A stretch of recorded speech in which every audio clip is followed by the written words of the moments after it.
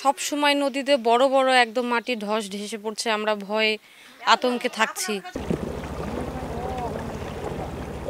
গত আগস্টে ফারাক্কা বাঁধের সব গেট খুলে দেয় ভারত। এতে পানি বাড়ে পদ্মা নদীতে।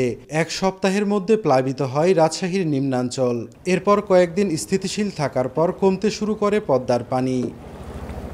সেপ্টেম্বরের শেষের দিকে কয়েক দফা বৃষ্টিতে বাড়ে নদীর পানি। পবা, গোদাগাড়ী, বাঘা ও চারঘাট উপজেলার বিভিন্ন পয়েন্টে দেখা দেয় ভাঙন। গত এক মাসে নদীগর্ভে চলে গেছে ১০০ হেক্টরেরও বেশি ফসলি জমি। এতে আতঙ্কিত নদী তীরবর্তী বাসিন্দারা। তাহলে কতখানি ভেঙে গেল?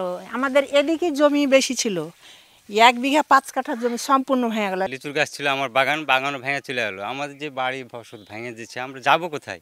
সব সময় নদীতে বড় বড় একদম মাটি ধস ধসে পড়ছে, আমরা ভয়ে আতঙ্কে থাকছি। স্থানীয়রা বলছেন, ভাঙন ঠেকাতে কয়েকটি এলাকায় জিও ব্যাগ ফেলা হলেও কোনো কাজে আসছে না।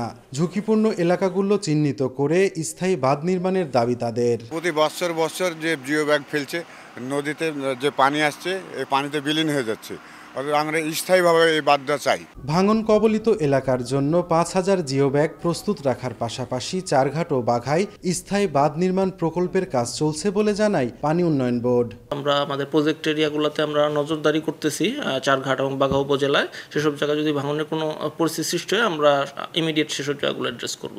পানি উন্নয়ন বোর্ডের তথ্য মতে বাঘা ও চারঘাটে বাঁধ নির্মাণে ব্যয় হচ্ছে ৭৪৪ কোটি টাকা।